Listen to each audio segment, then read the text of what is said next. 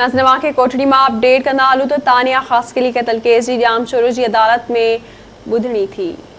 बिल्कुल नाज़रीन, जामशोरी जी model court 1 में ॿुधणी ते तानिया जी अमर खुर्शीद ऐं संदसि वालिद पहुता। मुख्य जवाबदार खानू नवाणी के जेल में अदालत आंदो वियो।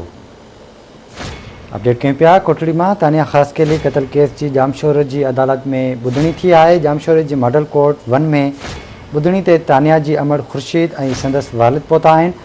मुख्य जवाबदार खानू नवाणी के जेल में अदालत आंदो वियो। अवां खे अपडेट कंदा हलूं, कोठड़ी में तानिया ख़ासकली क़त्ल केस जी जामशोरी जी अदालत में ॿुधणी थी आहे। जामशोरी जी मॉडल कोर्ट 1 में ॿुधणी ते तानिया जी अमर खुर्शीद ऐं संदसि वालिद पहुता।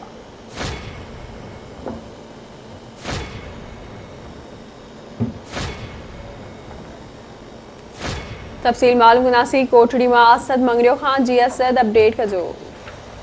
जी बिल्कुल, 4 साल अॻु त झांगारा में क़त्ल थियल तानिया ख़ासकली जी क़त्ल केस जी जामशोरो अदालत में जेकी आहे ॿुधणी थी आहे। जामशोरो जी मॉडल कोर्ट 1 में ॿुधणी तानिया जी अमर खुर्शीद बैंक ऐं खुर्शीद बेगम ऐं संदसि वालिद जेके आहिनि उहे जेके अदालत में पहुची विया आहिनि। जॾहिं त जवाबदार जे पेश न थियण जे करे जेको आहे 10 जुलाई ताईं जेकी आहे ॿुधणी में अदालत पारां वाद कई वई आहे। जॾहिं त संदसि तानिया जी अमर जो चवणु आहे त मूंसां इंसाफ़ कयो वञे।